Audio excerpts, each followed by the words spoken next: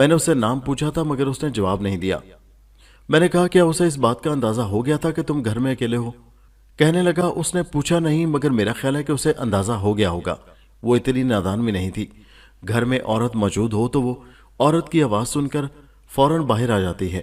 قدرے توقف کے بعد اس نے پوچھا آپ اس عورت کے پیچھے کیوں لگے ہوئے ہیں؟ کیا اس نے کوئی جرم کیا ہے؟ میں نے اس کے سوال کو نظر انداز کرتے ہوئے کہا اب تم اندر جا کر اپنی بیوی کو راضی کرنے کی کوشش کرو۔ وہ خاموشی سے اپنے دروازے کی طرف بڑھا۔ ابھی ہم چند قدم ہی چلے تھے کہ مکان کے اندر سے اس کی بیوی کی تیز آواز سنائی دینے لگی۔ چند روز کے بعد ریشمی چادر والی عورت کا خیال میرے ذہن سے محو ہو گیا۔ تاہم بعد میں یہ پتا چلا کہ کلثوم بی بی نے 3 دن تک گھر میں فساد ڈالے رکھا۔ نظام دین نے قسمیں کھا کر اسے اپنی بے گناہی کا یقین دلانے کی کوشش کی مگر وہ نہیں مانی۔ اسے پورا یقین تھا کہ نظام دین کے اس عورت سے کوئی خفیہ مراسم تھے۔ تیسرے دن نظام نے تنگ آ کر بیوی کی دھنائی کر ڈالی اور کہا اب میں اس عورت سے ضرور دوستی لگاؤں گا۔ کلثوم بی بی شاید شوہر کی مار برداشت کر جاتی مگر یہ بات برداشت نہیں کر سکی اور اپنے 2 بچوں کو لے کر میکے چلی گئی۔ یہ بات بڑی عجیب تھی۔ اس زمانے میں کسی اجنبی عورت سے دوستی لگانا اتنا ہی مشکل تھا جتنا آج کل کسی غریب آدمی کا الیکشن میں کامیاب ہونا، لیکن بعد میں پتا چلا کہ یہ خالی دھمکی نہیں تھی۔ نظام دین نے واقعی ریشمی چادر والی سے دوستی لگا لی تھی۔ اس نے کسی طرح مذکورہ عورت تک رسائی حاصل کی اور کیسے اس کے ساتھ دوستی لگانے میں کامیاب ہوا یہ علیحدہ قصہ ہے اور اس کا بعد میں ہی ذکر آئے گا۔ تقریباً 2 مہینے کے بعد نظام دین تھانے میں آیا اور ڈیوٹی پر موجود اے ایس آئی سے کہا کہ اس کے گھر میں چور گھسا ہوا ہے۔ اس وقت رات کے 10 بجے تھے اور میں کام ختم کر کے گھر جا چکا تھا۔ یہ بات مجھے اگلی صبح اے ایس آئی کی زبانی معلوم ہوئی تھی۔ اے ایس آئی کے بیان کے مطابق نظام دین بڑے اطمینان سے تھانے میں آیا تھا۔ اس کی حرکات و سکنات سے کوئی گھبراہٹ یا اجلت ظاہر نہیں ہوتی تھی۔ اے ایس آئی نے کہا کمال ہے بھائی، تم چور کو گھر میں چھوڑ کر تھانے آ گئے ہو۔ اب تک تو وہ اپنا کام کر کے جا چکا ہوگا، تمہیں چاہیے تھا کہ محلے کے 2-4 آدمی اکٹھے کر کے اس کو قابو کر لیتے۔ نظام دین نے کہا وہ بڑے آرام سے اندر اپنی کارروائی کر رہا ہے۔ دراصل میں گھر کو تالا لگا کر کام پر گیا ہوا تھا۔ تھوڑی دیر پہلے واپس آیا اور تالا کھولنے کا ارادہ کیا تو اندر سے کھٹ پٹ کی آوازیں سنائی دیں۔ میں چپ چاپ واپس پلٹ گیا۔ آپ 2-4 آدمی میرے ساتھ بھیج دیں۔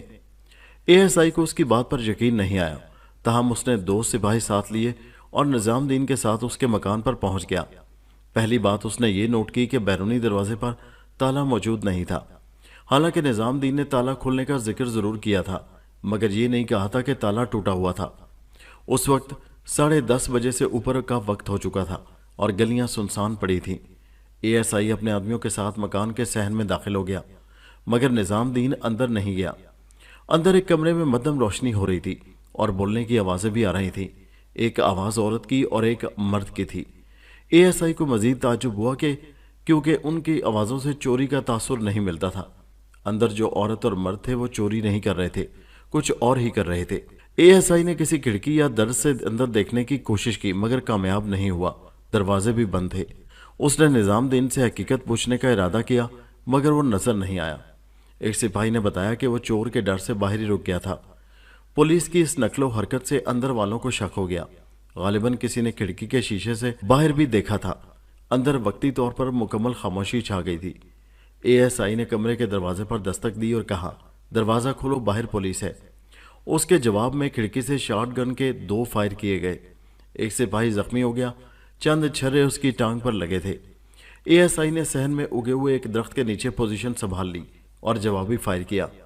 فائرنگ کی آواز سے آس پاس رہنے والے لوگ جاگ گئے لیکن ڈر کی وجہ سے باہر کوئی نہیں نکلا۔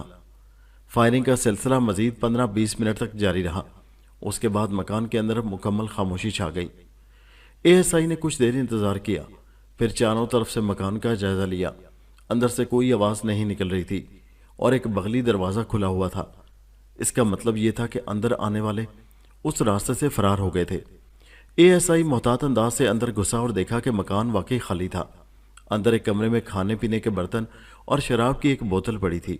برتن میں بچا کچا کھانا موجود تھا۔ اتنے میں نظام دین بھی کہیں سے نکل کر اندر پہنچ گیا۔ اے ایس آئی نے زخمی سپاہی کو اسپتال بھجوا دیا اور نظام دین سے پوچھا تمہارا چور کہاں گیا؟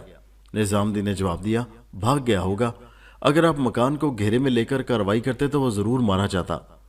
निजाम दीन ने मारा जाता ही कहा था, हालांकि चोर को पकड़ा जाता है, मारा नहीं जाता। एएसआई ने उस कमरे को बंद कर दिया जिसमें मर्द और औरत की मौजूदगी के आसार मिले थे, और निजाम दीन को ताकीद कर दी गई कि वो किसी चीज को ना छेड़े। अगली सुबह मैंने वकुआ का मुआयना किया। वहां चोरी के कोई आसार नजर नहीं आते थे। फर्श पर दरी बिछी हुई थी जिस पर खाने के बर्तन पड़े थे। विलायती शराब की एक बोतल भी थी। मैंने निजाम दीन से पूछा, ये क्या चक्कर है, ये औरत और मर्द कौन थे? उसने जवाब दिया, अगर मुझे मालूम होता तो मैं चोरी की रपट क्यों लिखाता। मैं होटल पर खाना खाने गया हुआ था। खाना खाकर मैं एक दोस्त से मिलने चला गया। वापस आया तो अंदर से खटपट की आवाजें आ रही थीं। मैं समझा कि अंदर चोर घुसा हुआ है। एएसआई ने बताया है कि अंदर एक मर्द और औरत थे, और उन बर्तनों से अंदाजा होता है कि वो बड़े इत्मीनान से यहाँ बैठकर खाना खा रहे थे। इस तरह तो मेहमान खाना खाते हैं। सच बताओ, बात क्या है? उसने कहा, मैं बिल्कुल सच बता रहा हूँ जी। लेकिन उसके चेहरे से परेशानी मुतरश्शे थी।